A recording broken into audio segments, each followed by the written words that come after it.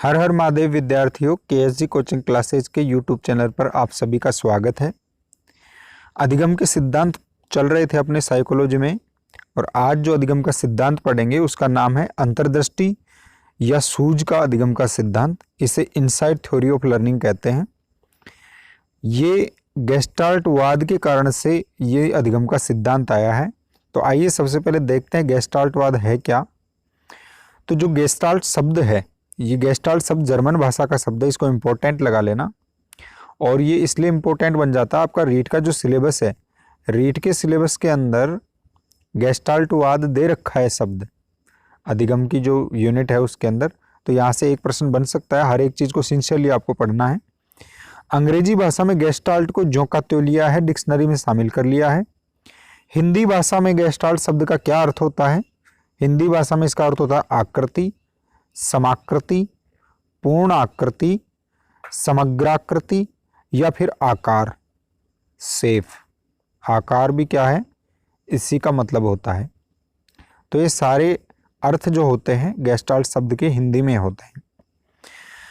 गेस्टाल्टवादी मनोवैज्ञानिक किसी प्रक्रिया को उसके अलग अलग भागों द्वारा न देखकर उसे संपूर्णता से या समग्रता से देखते हैं। अलग अलग पार्ट्स में डिवाइड नहीं करते किसी भी चीज को। इसके प्रतिपादक मैक्स वर्दीमर थे, इसको इंपॉर्टेंट लगा देना। गेस्टाल्टवाद के जनक मैक्स वर्दीमर को माना जाता है। इसके अलावा वोल्फगैंग कोहलर और कुर्ट कोफका, वर्दीमर, कोहलर और कोफा, ये तीन गेस्टाल्टवाद के प्रतिपादक माने जाते हैं। इनकी फोटो भी है। ये वर्दीमर थे, ये कोहलर थे और ये कोफा थे। तो इन्होंने तीनों ने मिलकर और जर्मन विश्वविद्यालय में इसकी प्रतिपादन किया था। सबसे पहले गेस्टाल्टवाद या गेस्टाल्ट का जो कॉन्सेप्ट दिया था वो क्रिश्चियन वॉन हेरेनफेल्स ने दिया था। ये बहुत इंपॉर्टेंट है। सबसे पहले ये कॉन्सेप्ट जिसने दी थी वो क्रिश्चियन वॉन हेरेनफेल्स थे, लेकिन वर्दीमर, कोहलर और कोफा ने इसे वास्तविक रूप से स्थापित किया था। जर्मनी में 1912 में स्कूल ऑफ गेस्टाल्टवाद की स्थापना की थी। यहाँ पे कुछ एक स्टूडेंट्स कंफ्यूज हो सकते हैं। 1920 भी सोच सकते हैं आप, लेकिन वो 1920 है, वो सही नहीं माना जाएगा।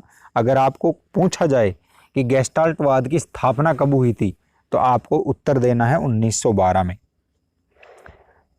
नेक्स्ट देखते हैं गेस्टाल्टवादी अधिगम का जो सिद्धांत है उसके अन्य क्या क्या नाम है।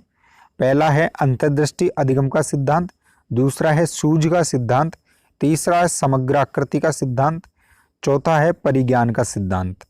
ये सारे के सारे इसी सिद्धांत के नाम हैं, आप याद रखना। अब देखते गेस्टाल्टवाद है क्या, इसकी क्या क्या विशेषताएं होती हैं। गेस्टाल्टवादियों के अनुसार प्राणी संपूर्ण परिस्थितियों को एक समग्र रूप से देखता है। एक एक पार्ट या एक एक क्रम के रूप में नहीं देखता, एक साथ एक रूप में देखता है, पूरी तरह से देखता है। तो देखिए आगे देखते हैं, जब प्राणी के सामने कोई समस्या आती है तो वह उद्दीपक या उद्दीपक को अनुक्रिया, यहाँ पे ये मिस्टेक है, प्रिंटिंग मिस्टेक है, उद्दीपक को अनुक्रिया से संबंधित करके नहीं देखता, बल्कि संपूर्ण परिस्थितियों को देखकर समस्या का समाधान करता है। इसको मोस्ट लगा लेना। ये बेसिक डिफरेंस है व्यवहारवाद और गेस्टाल्टवाद के अंदर। प्राणी जब समस्या का समाधान करता है तो वह अपनी सूझ या अंतर्दृष्टि का इस्तेमाल करता है।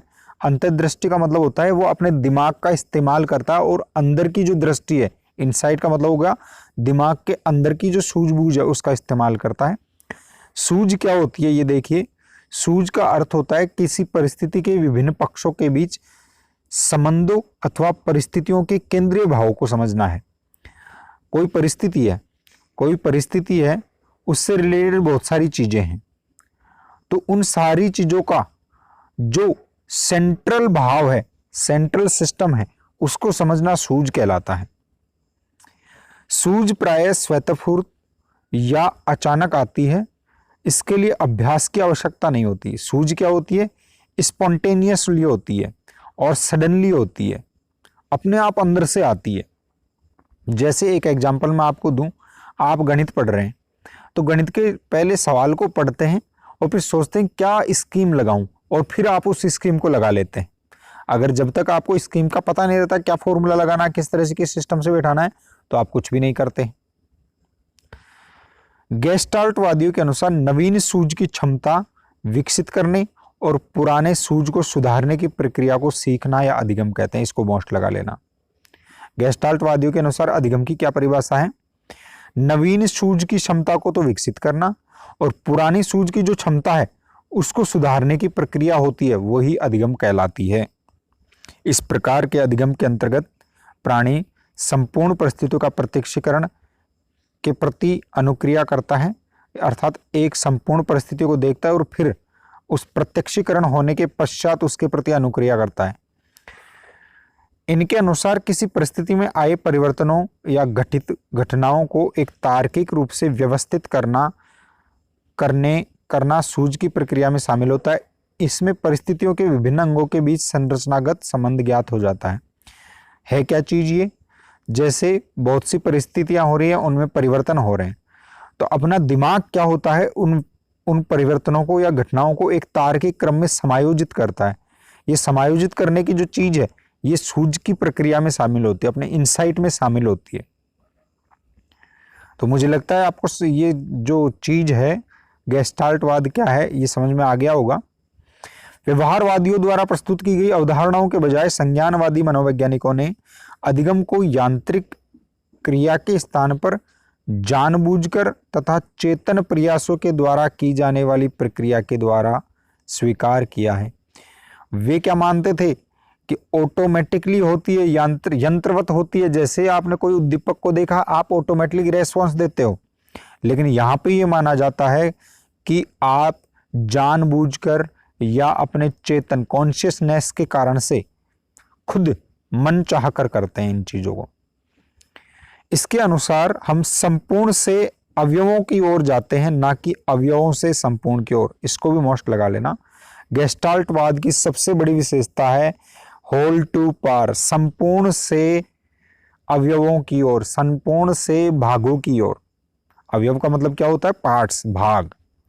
पहले संपूर्ण को देखा जाता है और फिर अवयवों को देखा जाता है, अर्थात भागों को देखा जाता है। तो ये है मेन सेंट्रल थ्योरी, संपूर्ण से फिर पार्ट्स को देखा जाता है। पहले जैसे मैं आपको बताऊं, पहले बालक को गाय पता होना चाहिए, फिर गाय की विशेषताएं, जैसे गाय के 2 सींग होते हैं, गाय के एक लंबी पूंछ होती है, ये चीज बाद की चीज है। पहले वो गाय को देखता है, गाय पता होनी चाहिए उसको, तो संपूर्ण से फिर अवयव देखेगा। कोहलर का सिद्धांत, अब कोहलर ने प्रयोग किया था, तीनों वर्दीमर, कोहलर और कोफा में से वर्दीमर उसका प्रवर्तक था, कोहलर ने प्रयोग किया था और कोफा सहयोगी था। तो कोहलर ने प्रयोग किया था। कोहलर जर्मनी में रहते थे, बाद में ये क्या हुए, कैनरी द्वीप पर चले गए थे और वहां पर उन्होंने ये जो प्रयोग हैं वो किए थे। कैनरी द्वीप है, अब वहां पर स्पेन का शासन है मेरे इस ख्याल से, आप देख लीजिएगा, गूगल सर्च कर लीजिएगा। ये प्रयोग थे वो 1913 से 1918 के मध्य इन्होंने किए थे और कोहलर ने कैनरी द्वीप पर ये प्रयोग किए थे। इस समय प्रथम विश्व युद्ध चल रहा था, 1914 से 1980 तक चला था प्रथम विश्व युद्ध। तो उसी के दौरान ये इस द्वीप के ऊपर तैनात थे और नाजीवाद चल रहा था, उसी टाइम में उन्होंने ये प्रयोग किए थे। कोहलर ने ये प्रयोग सुल्तान नामक वनमानुष या चिंपांजी पर किया था। इसके मुख्य रूप से 4 प्रयोग थे। वस्तुतः तो उसके पास 8 या 9 चिंपांजी थे और सुल्तान नाम का एक चिंपांजी था जिसके ऊपर इसने ये प्रयोग किए थे। तो ये भी इंपॉर्टेंट लगा देना, कभी कभी पूछ लेता है। कोहलर ने जिस चिंपांजी पर प्रयोग किया था, उस चिंपांजी का नाम क्या था? तो वो सुल्तान था। अब देखिए 4 प्रयोग उन्होंने क्या क्या किए थे। पहला प्रयोग था प्रयोग नंबर 1। इस प्रयोग में एक चिंपांजी जिसका नाम सुल्तान था उसको पिंजरे में बंद कर दिया गया तथा पिंजरे के अंदर एक छड़ी रख दी गई। पिंजरे के बाहर कुछ केले रख दिए। केले को देखकर भूखा जो सुल्तान है वो पिंजरे के अंदर से उछल कूद प्रारंभ करने लग गया। वो सलाखों से या पिंजरे से हाथ देके उस केले को लेने का प्रयास करने लग गया, लेकिन केला उसकी पहुंच से दूर था तो वह उसको पकड़ नहीं पाया केले को और खा भी नहीं पाया। वो थोड़ी देर में थक के बैठ गया। उसके बाद में वह अचानक उठ के और उसने छड़ी को उठाया। छड़ी की मदद से पिंजरे के बाहर जो रखा था केला उसको छड़ी की सहायता से सरका लिया अपनी तरफ और खिसका के और उसको उठा लिया और उसको प्राप्त कर लिया और खा लिया।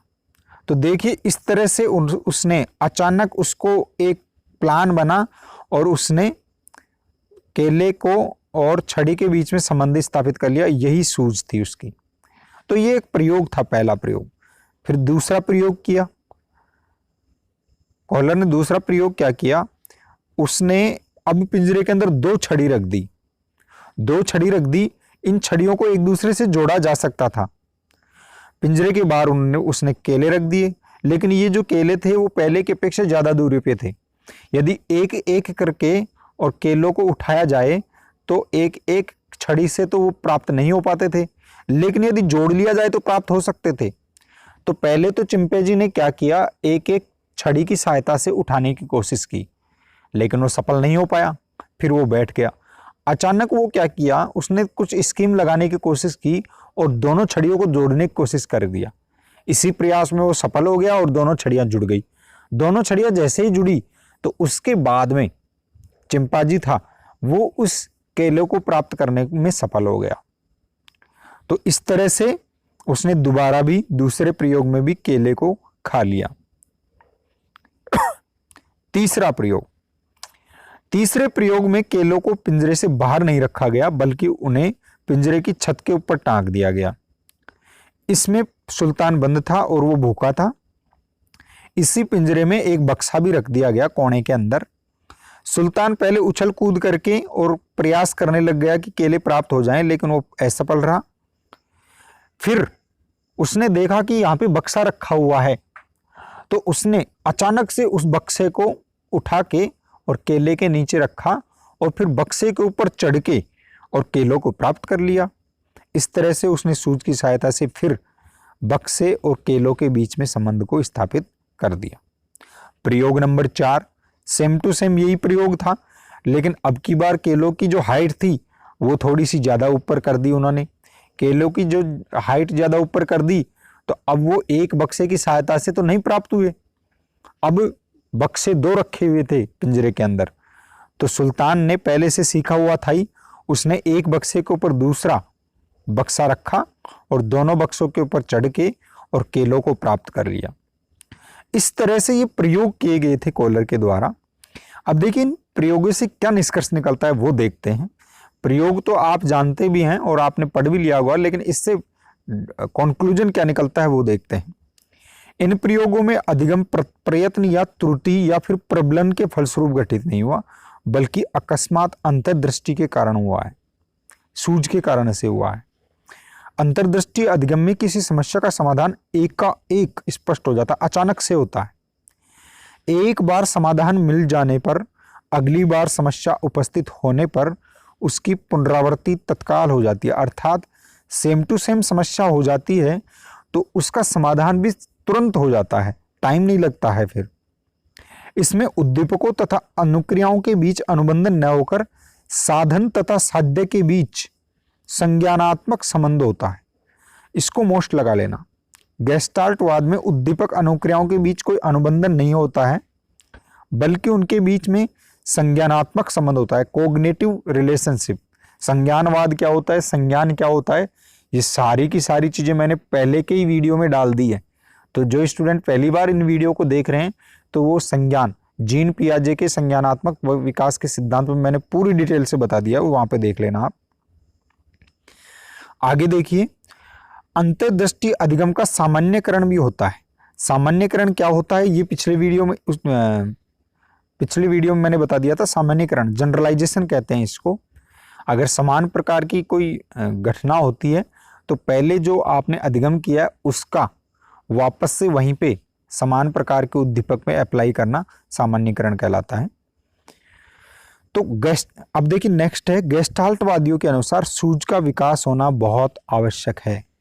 जिस तरह चिंपैंजी ने पहले सरल समस्याओं का समाधान किया और फिर जटिल समस्याओं का समाधान सूझ के माध्यम से समाधान किया, तो ये सूझ के विकसित होने के कारण से हुआ। अगर सूझ विकसित नहीं होती है तो अधिगम नहीं होता है। अब आता है गेस्टाल्टवाद के कुछ नियम और सिद्धांत। तो देखो, अंतर्दृष्टि के 3 महत्वपूर्ण सिद्धांत हैं। प्रेग्नोज का सिद्धांत, संपूर्णता का सिद्धांत और मनोभौतिक समरूपता का सिद्धांत। प्रेग्नोज एक मनोवैज्ञानिक थे, तो इसे कहते हैं प्रिंसिपल ऑफ प्रेग्नोज। दूसरा है प्रिंसिपल ऑफ टोटलिटी और तीसरा है मनोभौतिक या प्रिंसिपल ऑफ साइकोफिजिक आइसोमॉर्फिज्म। साइकोफिजिक आइसोमॉर्फिज्म जो है ये मनोभौतिक समरूपता का सिद्धांत है। ये बहुत ही इंपॉर्टेंट है, ये आपके डायरेक्ट आ सकता है। ये गेस्टाल्टवाद का सिद्धांत है एक तरह से। सबसे पहले अपन देखते हैं प्रेग्नोज के सिद्धांत। गेस्टाल्टवाद अधिगम का जो सबसे मौलिक सिद्धांत था वो प्रेग्नोज द्वारा प्रस्तुत किया गया था। इसको मोस्ट लगा लेना। मनोवैज्ञानिक जो प्रेग्नोज थे उन्होंने गेस्टाल्टवाद के मौलिक सिद्धांत वो सिद्धांत होता है जो स्वयं का अपना होता है, इसके अंदर किसी का दूसरे की मिलावट नहीं होती, उसे मौलिक सिद्धांत कहते हैं। उन्होंने कहा कि हम अपने अनुभवों को नियमित, क्रमिक, सममित और सरल रखने का प्रयास करते हैं। ये बहुत मोस्ट है। प्रेग्नोज ने कहा कि हम जो अपने अंदर, अपने दिमाग के अंदर कोई भी चीज होती है, कोई भी थ्योरी होती है, कोई भी सिद्धांत होता है, कोई भी चीज होती है, कोई भी संप्रत्यय होते हैं, कोई भी कॉन्सेप्ट होती है, उन सबको नियमित, क्रमिक, सम्मित और सरल रखने का प्रयास करते हैं। इस मौलिक सिद्धांत के आधार पर गेस्टाल्टवादियों ने 6 उपनियमों का प्रतिपादन किया। वो 6 उपनियम क्या थे, वो ये ABCD के माध्यम से मैंने लिख रखा है। पहला है समाप्ति या समापन का नियम। देखिए समाप्ति या समापन का नियम क्या है। इस नियम के अनुसार मस्तिष्क नियमितता में वृद्धि हेतु या नियमित आकृति बनाने हेतु उन तत्वों या अवयवों का इस्तेमाल करता है जो इंद्रिय प्रत्यक्ष नहीं है, अर्थात मस्तिष्क वह सोचता है जो सामने नहीं है। अपनी संज्ञानात्मक क्षमता में वृद्धि करने के लिए या सूझ में वृद्धि करने के लिए क्या किया जाता है, उन चीजों के बारे में सोचा जाता है जो सामने नहीं है। यह समाप्ति या समापन का नियम है, अर्थात सामने जो नहीं है, जो समाप्त हो चुकी है, क्लोजर है, उसका भी क्या किया जाता है, सोचा जाता है। दूसरा आता है लॉ ऑफ सिमिलरिटी, समानता का नियम। इस नियम के अनुसार मस्तिष्क रंग, रूप या आकार के आधार पर समान तत्वों को संपूर्णता या संपूर्ण वस्तु में व्यवस्थित कर लेता है। कोई चीज है, कोई चीज है, इस चीज में कोई चीज इसी तरह की है, तो ये चीज इस चीज के समान है, तो अपना दिमाग है वो इस चीज को इसमें बिठाने की कोशिश करेगा। ये समानता का नियम है। समीपता का नियम, लॉ ऑफ प्रॉक्सिमिटी। मस्तिष्क स्थानीय या क्षणिक समीपता के आधार पर विभिन्न तत्वों को संपूर्ण रूप से प्रत्यक्षीकरण करता है। अब देखो स्थान या क्षणिक समीपता क्या होती है। टेम्परेरी जो समीपता होती है, टेम्परेरी किसी के पास में है कोई चीज, तो उसके अंदर क्या करेगा, अपना दिमाग इस तरह से करेगा कि क्षणिक रूप से कोई चीज दिख रही है तो उसको संपूर्ण मतलब टोटल में समाहित करने की कोशिश करता है। चौथा है सम्मितता का नियम, लॉ ऑफ सिमेट्री। इस नियम के अनुसार सम्मित आकृतियां प्रतिबिंब दूर दूर होने के बावजूद भी संपूर्ण रूप में दिखती है। सम्मित आकृतियां वे आकृतियां होती है जिनको 2 समान भागों में विभाजित किया जा सके। जैसे ये दोनों आकृतियां, इनको बीचों बीच से 2 समान भागों में विभाजित किया जा सकता है, ये सम्मित आकृतियां हो गई। सम्मितता का नियम क्या कहता है कि 2 ऐसी चीज जो सम्मित हो और वो दूर दूर रखी हुई हो, तो उसके बावजूद सम्मित आकृतियों को अपना दिमाग है वो पास पास करने का या संपूर्ण करने का प्रयास करता है। सम्मित आकृतियां 2 हों तो उनको इंटीग्रेट करने की कोशिश करता है, भले ही वो अलग अलग आकृति की हो। इसे इस आकृति आधार संबंध का नियम कहते हैं, फिगर ग्राउंड रिलेशनशिप। इसको मोस्ट लगा लेना, ये आ सकता है। फिगर ग्राउंड रिलेशनशिप किस थ्योरी में आता है, अंतर्दृष्टि के सिद्धांत के अंदर, उपनियमों के अंदर ही आता है। फिर आता है निरंतरता का नियम, लॉ ऑफ कंटिन्यूटी। इस नियम के अनुसार मस्तिष्क दृश्य, श्रव्य एवं गतिशील प्रतिरूप को निरंतर बनाए रखना चाहता है। वे चीज जो दिमाग के अंदर चलती रहती हैं, सुनी जाने वाली होती हैं या फिर मोशन के अंदर होती हैं, उन पैटर्न्स को, प्रतिरूप का मतलब होता है पैटर्न्स, उनको मस्तिष्क के अंदर बनाए रखा जाता है, अर्थात उनको छोड़ा नहीं जाता है, विलोप नहीं होता उस चीज का।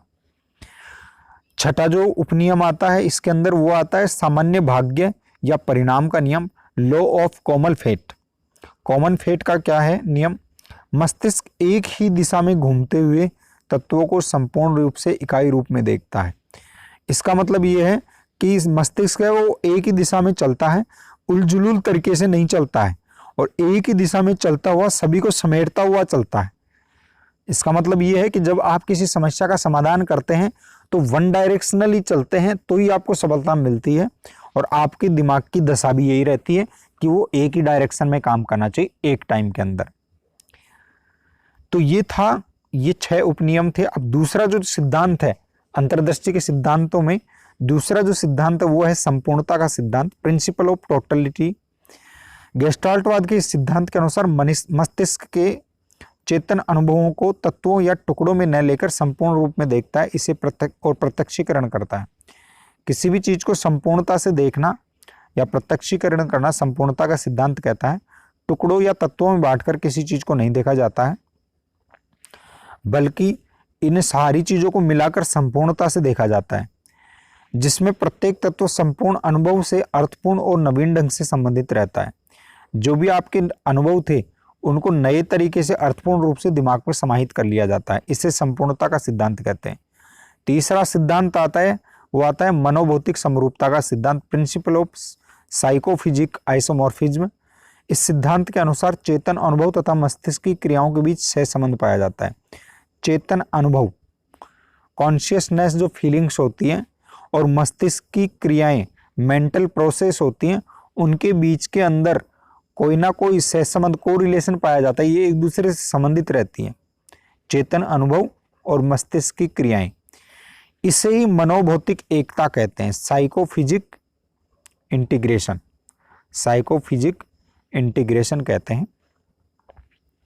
तो ये इसको मोस्ट लगा लेना, ये आ सकता आपकी। अब देखिए अंतर्दृष्टि का जो सिद्धांत है उसके अधिगम के सिद्धांत के शैक्षिक महत्व क्या है, किस तरह से अपन शिक्षा क्षेत्र के अंदर इसको प्रयोग करें। सबसे पहले तो इन्होंने कहा कि पूर्ण से अंश विधि का सूत्र का निर्माण किया। ये कहता है कि सबसे पहले पूर्ण चीज के बारे में बच्चों को बताओ और फिर अंश को बताओ। तो यही सबसे बड़ी इसकी विशेषता थी, इसको मोस्ट लगा लेना। पूर्ण से अंश विधि निम्न में से किस अधिगम के सिद्धांत से प्रतिपादित हुई है, गेस्टाल्टवाद से, या अंतर्दृष्टि या सूझ के सिद्धांत में।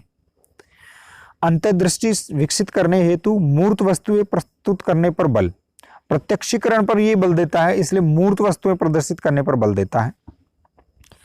समस्या समाधान, विश्लेषण और खोज विधि पर बल देता है। ये यहां पर प्रबल नहीं हो गया, पर और फिर बल आएगा। ये समस्या समाधान पर और विश्लेषण और खोज विधि के माध्यम से किसी चीज को सिखाने पर बल देता है। यह यांत्रिकता का विरोध करता है। उद्दीपक प्रस्तुत करना, मिठाइयां वगैरह देना बच्चों को, इन चीजों से दूर करता है। ये चीजें गलत है, ये कहता है, ये नहीं देना चाहिए। मस्तिष्क की शक्तियों के संगठन पर बल देता है। जो भी मेंटल एबिलिटीज हैं उनके संगठन पर, संगठन का मतलब होता है इंटीग्रेशन। आप अपने दिमाग के पावर को एक जगह संकेंद्रित कर देते हैं तो आपकी परफॉर्मेंस बहुत ही ब्रिलियंट हो जाती है। तो ये भी अंतर्दृष्टि का सिद्धांत भी ये कहता है कि मस्तिष्क की शक्तियों का संगठन किया जाए। चिंतन शक्ति के विकास पर बल देता है। ये थिंकिंग पावर के ऊपर विकास बल देता है। कोई भी अधिगम होता है वो थिंकिंग पे डिपेंड करता है, तो चिंतन शक्ति के विकास पर बल दिया जाना चाहिए। उद्देश्यपूर्ण अधिगम पर बल देता है। अधिगम होता है वो उद्देश्यपूर्ण होना चाहिए, बिना उद्देश्य के कोई भी अधिगम नहीं होना चाहिए। जैसे चिंपांजी ने अपने एक डंडे के माध्यम से और क्या किया, कोई ना कोई चीज सीखी, क्या, केला लाना, तो केला उसका क्या था, उद्देश्य था। तो यह उद्देश्यपूर्ण अधिगम पर बल देता है। यह रचनात्मक कार्य हेतु उपयोगी है, इससे रचनात्मकता आती है।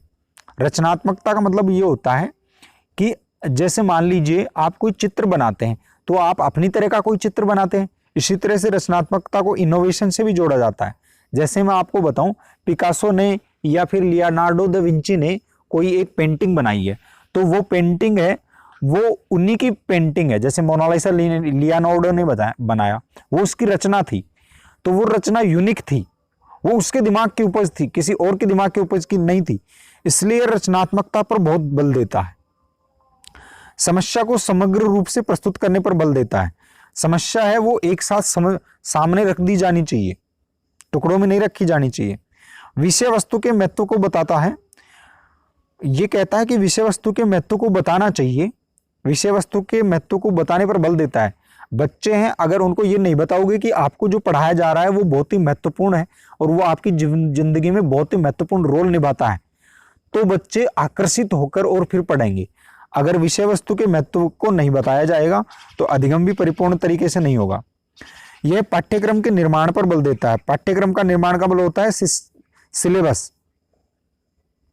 सिलेबस का जो निर्माण है उसके ऊपर बल देता है। ये क्यों देता है कि एक बार बच्चे को पता हो कि मेरे को पढ़ना क्या है, तो वो अच्छे से परफॉर्मेंस करता है कि मेरे को ये चीजें पढ़नी है। तो पाठ्यक्रम के निर्माण पर बल देता है कौन सा सिद्धांत? अधिगम का, अंतर्दृष्टि का या सूझ का सिद्धांत। यह अभिप्रेरणा द्वारा अधिगम पर बल देता है और गणित एवं व्याकरण जैसे कठिन विषयों के अधिगम हेतु बहुत ही लाभकारी होता है। क्यों? देखिए, आप जब गणित सीखते हैं तो गणित सीखते टाइम में सबसे पहले आप सवाल पढ़ते हैं। अब जब आप सवाल को ढंग से नहीं पढ़ लेंगे तब तक आप सवाल को हल नहीं कर सकते, यंत्रवत रूप से कोई लाइन टू लाइन नहीं लिख पाते। आपको पहले सवाल को ढंग से देखना पड़ेगा और फिर सोचना पड़ेगा कि किया क्या जाए, फिर आप शुरुआत करेंगे। तो इस तरह से गणित और व्याकरण जैसे कठिन विषयों हेतु बहुत ही लाभकारी होता है। तो ये शैक्षिक महत्व थे अंतर्दृष्टि या सूझ के सिद्धांत के। मुझे नहीं लगता इससे ज्यादा बाहर जाके और कोई प्रश्न पूछा जाएगा। आज के इस वीडियो में इतना ही।